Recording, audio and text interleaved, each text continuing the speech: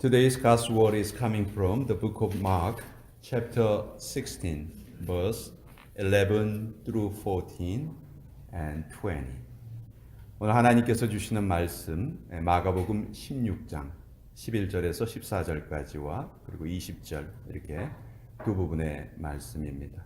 우리 하나님의 말씀을 먼저 마가복음 16장 11절부터 14절까지 같이 받들어 읽겠습니다. 시작. 그들은 예수께서 살아나셨던 것과 마리아에게 보이셨다는 것을 듣고도 믿지 아니하니라.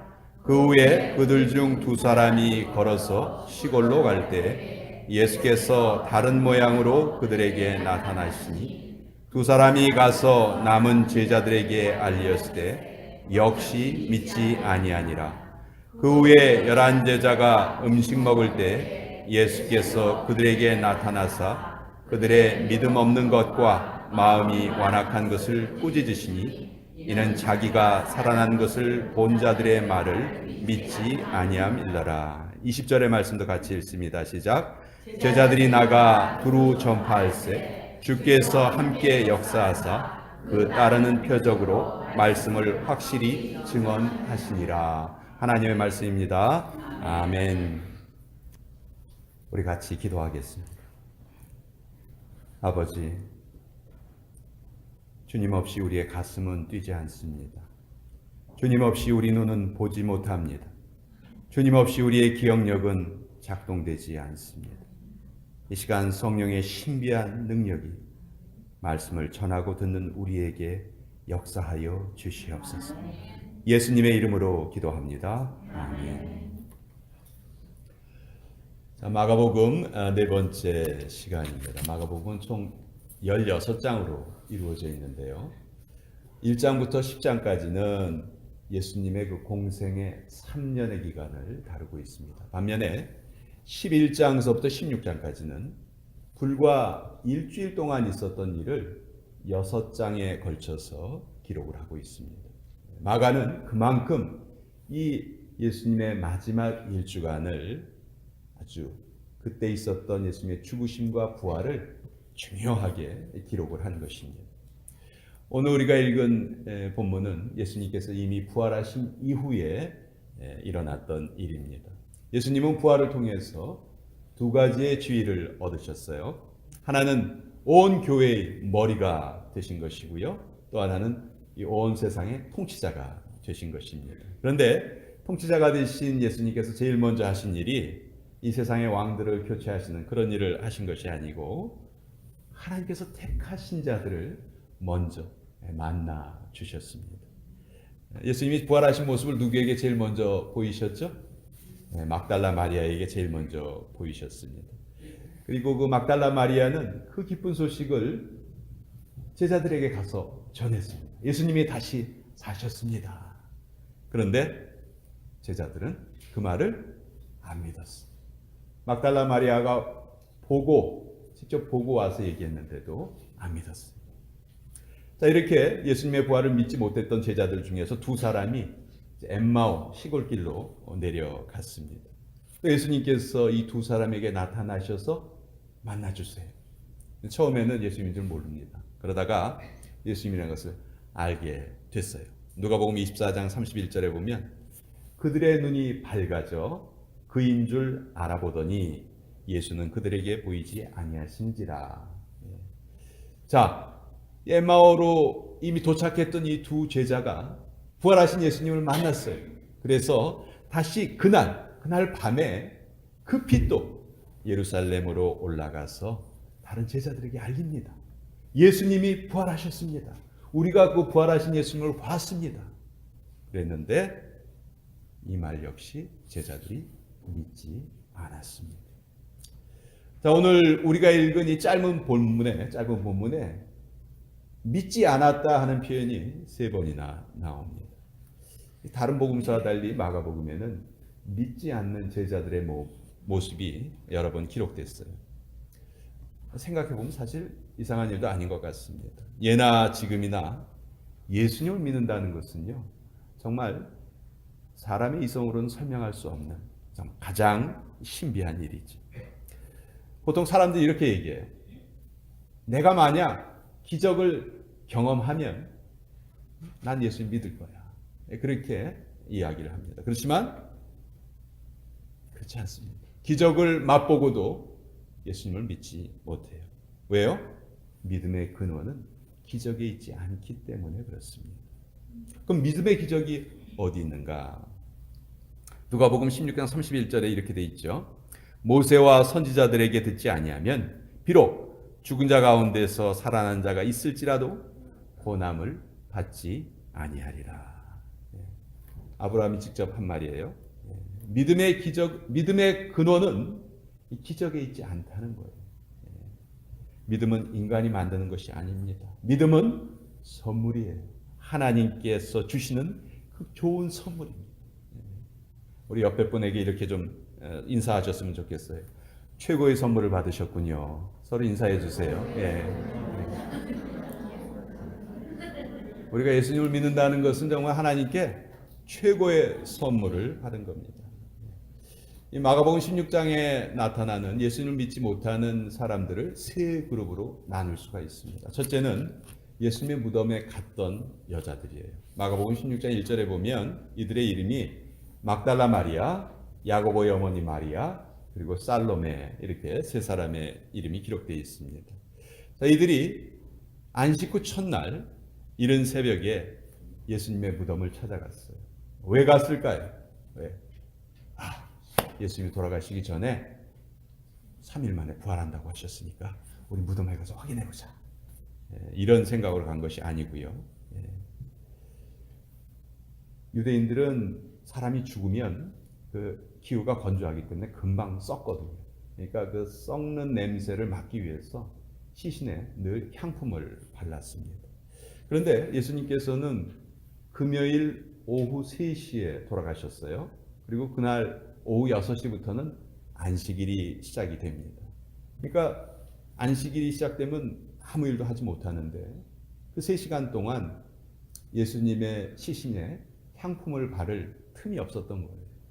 그래서 이제 안식 후 첫날에 향품을 가지고 예수님의 시신에 그것을 바르려고 찾아간 것이죠. 자, 이들이 예수님의 부활을 믿지는 않았어요. 그렇기 때문에 향품을 가지고 간 것이죠. 그렇지만 분명히 이들에게는 예수님을 사랑하는 마음이 있었을까요? 없었을까요? 있었죠. 있었으니까 예수님을 사랑하는 마음이 있었으니까 그 무덤에까지 간 것입니다. 두 번째 등장하는 그룹은 예수님과 함께 했던 사람들이다. 마가복음 16장 10절에 보면 마리아가 가서 예수와 함께 하던 사람들이 슬퍼하며 울고 있는 중에 이 일을 알리매. 예수님 부활하셨다는 것을 알렸는데 그때 예수님과 함께 있었던 사람들은 슬퍼하고 울고 있었어요. 예수님이 돌아가셨기 때문에. 예수님이 너무 그리웠죠. 그러나 이들에게 전해진 부활의 소식을 이들이 안 믿었어요. 이들 역시 분명히 예수님을 많이 사랑했던 사람들입니다. 그러나 예수님의 부활은 믿지 않았어요. 세 번째 그룹은 11 제자들입니다. 예수님을 믿고 따르고 사랑한 일에 그 누구보다도 앞섰던 사람들이죠. 그러나 이 11 제자 역시 예수님께서 다시 살아나셨다 하는 것을 믿지 않았어요. 오늘 우리가 읽은 본문 14절에 보면 그 후에 11 제자가 음식 먹을 때 예수께서 그들에게 나타나사 그들의 믿음 없는 것과 마음이 완악한 것을 꾸짖으시니 이는 자기가 살아난 것을 본 자들의 말을 믿지 아니함일러라. 자, 예수님을 사랑했던 이 대표적인 세 그룹의 사람들이 모두 예수님께 칭찬은커녕 다 꾸중을 듣습니다. 왜요? 그들의 믿음이 없었고 마음이 완악했기 때문에. 이들은 이미 예수님께서 부활하신다 하는 말씀을 여러 번 들었어요. 그러나 안 믿었던 거예요. 죽은 사람이 어떻게 다시 살아나? 그런 자기들의 생각에 사로잡혀서 그들의 중심에는 불신이 있었던 것이죠. 자, 만약 하나님께서 이들에게 직접 말을 하셨다면 어떻게 말씀하셨을까요? 그래, 너희들이 너무 슬프니까 정신이 없구나. 그래서 이미 예수가 여러 번 말했던 그 부활도 지금 믿지 못하는구나. 정신이 없으니까 그렇겠지. 괜찮아. 예. 여러분, 하나님께서 이들에게 그렇게 위로하셨을까요? 아닙니다. 예수님은 이들에게 아주 심한 꾸중을 하셨어요. 저는 이 대목에서 잠언서의 말씀이 생각이 났습니다. 잠언서 16장 2절에 보면 이런 구절이 있어요.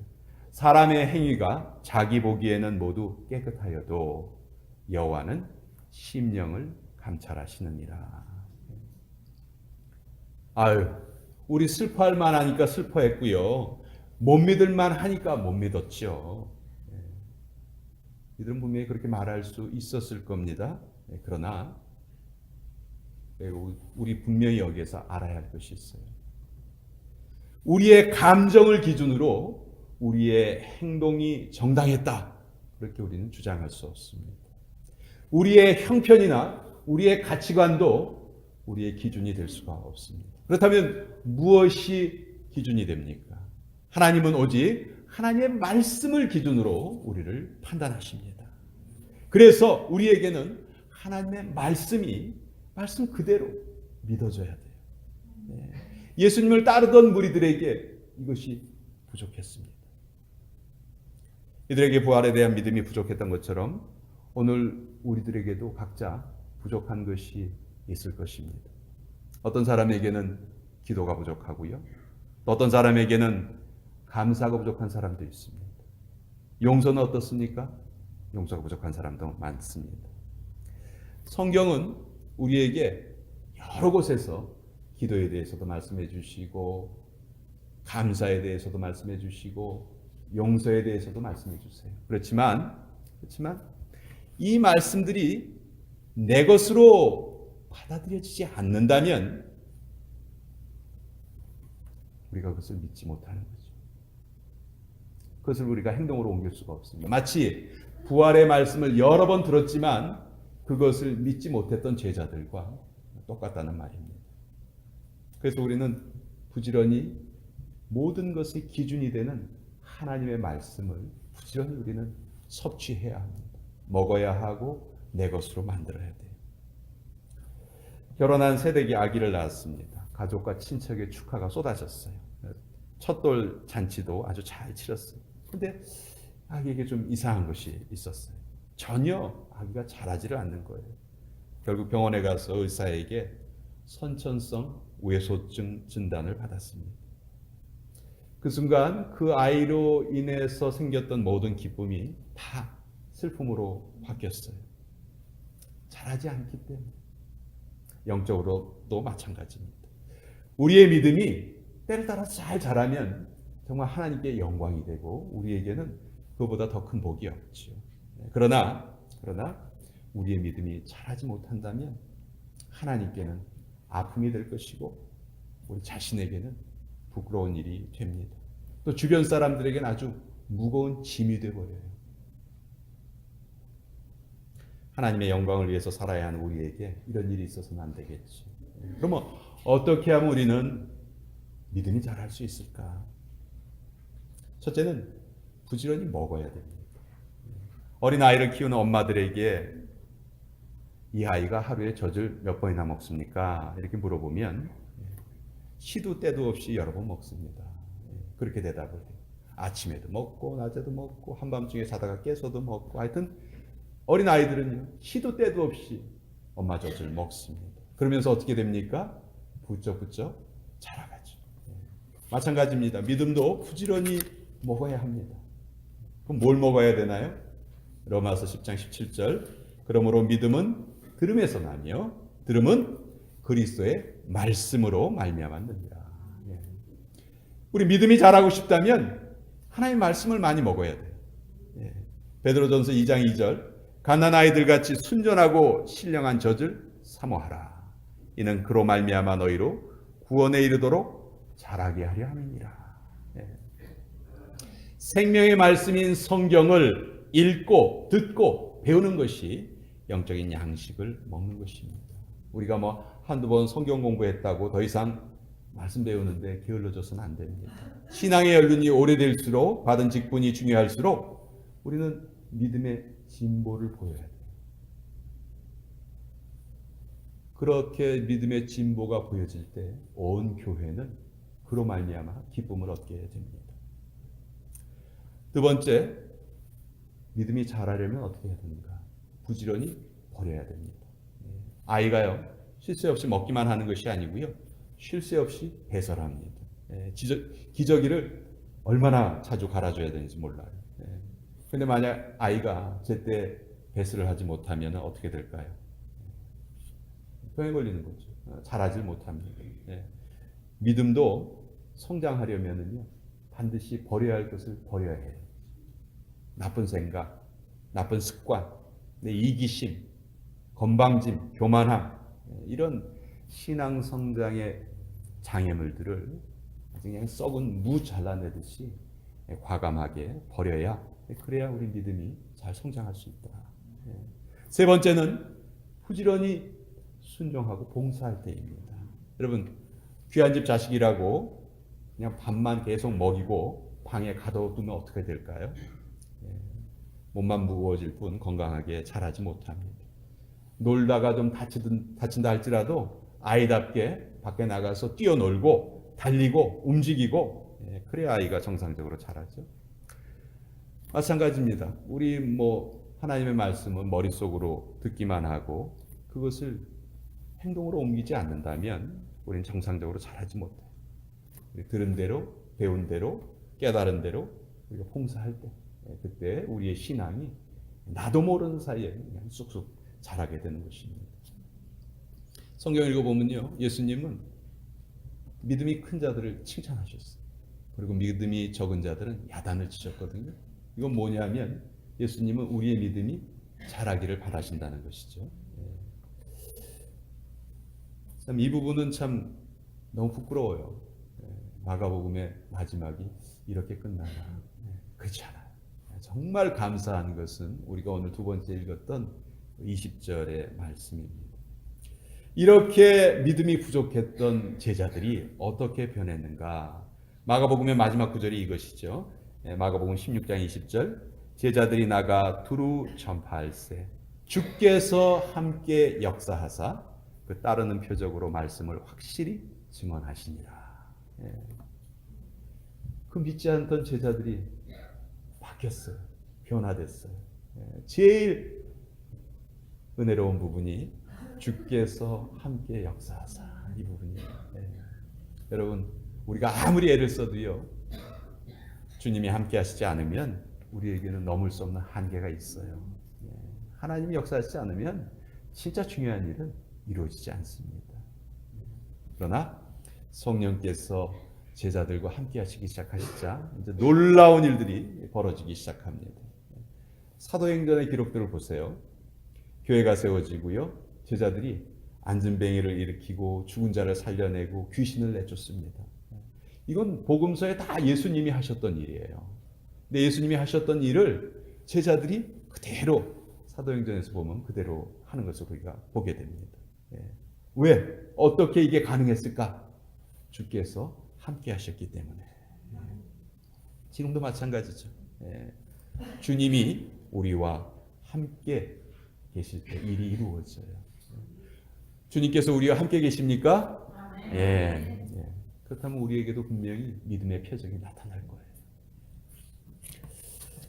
근데 우리가 신앙생활을 하다가 좀 당황하게 될 때는 언제냐면, 예수님을 믿는다는 것이 사실은 우리의 삶의 변화를 아주 강력하게 우리에게 요구하고 있거든요. 우리는 그렇게 생각해요. 나 원래 살던 대로 그대로 살면서 구원도 받고, 그럼 되게 좋을 것 같잖아요. 편할 것 같고. 근데 그렇지 않다는 거예요. 또 사람은 원래 이렇게 좀 잘 변하기가 쉽습니까? 어렵습니까? 여러분, 쉽죠? 엄청 쉽죠? 사람은 잘 안 변해요. 안 변해요. 3살 버릇이 80까지 간다 하는 그런 속담이 있듯이 사람에게는요, 자기의 생과 자기의 생활을 계속 유지하려는 그런 고집이 있어요. 고집. 그리고 그 고집이 우리의 삶을 지배합니다.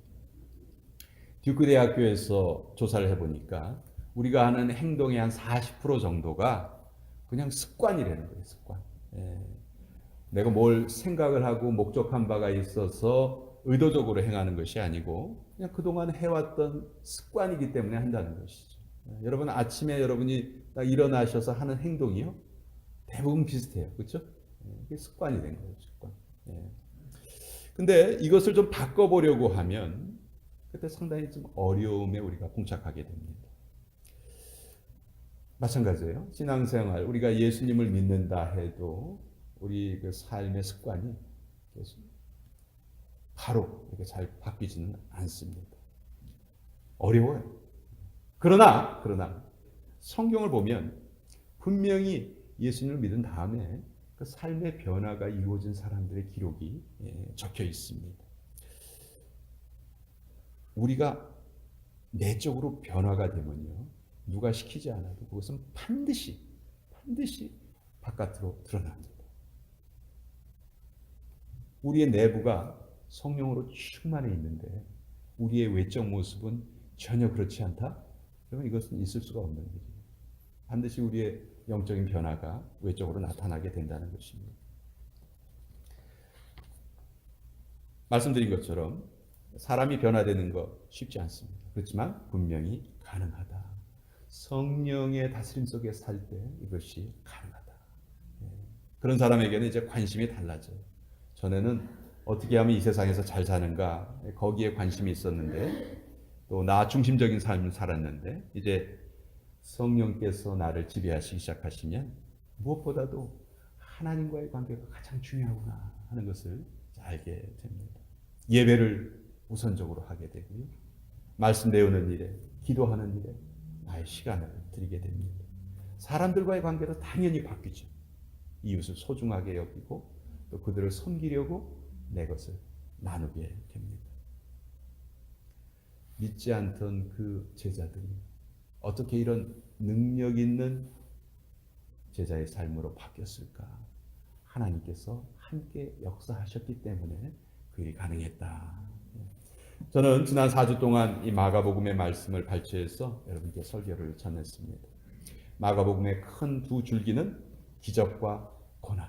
전혀 어울릴 것 같지 않은 이 두 가지의 주제가 예수님을 통해서 이루어졌다. 그렇게 말씀을 드렸습니다. 그리고 그 기적과 순환을 또 하나의 단어로 요약을 한다면요. 마가복음은 1장에서 예수님께서 사탄의 시험을 받고 그것을 승리하신 그 모습을 그립니다. 그리고 20장 마지막 부분에 가면 예수님이 부활하시고 그 부활하신 예수님 때문에 제자들이 바뀌어서 그 복음을 전하는 이 모습을 보여주죠. 그러니까 마가복음은 한마디로 승리의 복음이다. 1장에서도 승리를 이야기했고 마지막 장에서도 승리를 이야기했다. 결국 예수님은 기적과 순환을 통해서 우리에게 가장 큰 승리를 가져다 주신 분이다. 이것이 마가복음이 우리에게 전하는 바였습니다. 우리 모두 다 예수님을 믿는 자들입니다. 아까 말씀드린 것처럼 예수님을 믿는다는 것은 정말 기적입니다. 그런 의미에서 우리는 다 기적의 주인공들이고요. 그래서 이제 우리가 해야 할 일은 이 제자들처럼 우리의 변화를 이루어가는 일이다. 하나님의 성령에 의지하면서 우리의 변화를 이루어가는 것. 그것이 하나님께서 오늘 이 자리에서 이 말씀을 들은 우리 모두에게 간절하게 기대하고 계신 것이다. 이 말씀을 여러분께 전합니다. 우리 같이 기도하겠습니다. 아버지, 자기들 생각에 빠져서 이미 예고된 부활을 믿지 못하는 그 사람들의 모습을 보았습니다. 그러나 그런 사람들이 또한 성령님의 역사하심으로 믿음의 용사로 변화된 모습 또한 우리가 보았습니다. 우리에게도 이런 변화가 필요합니다. 믿음의 성장이 필요합니다. 말씀을 먹는 일, 또 버려야 할 것을 버리는 일, 또 그리고 배운 바를 실천하는 일에 열심을 내어서 이 자리에 모인 우리 모두가 다 모두 믿음의 용사가 되게 하여 주시옵소서. 예수님의 이름으로 기도합니다. 아멘.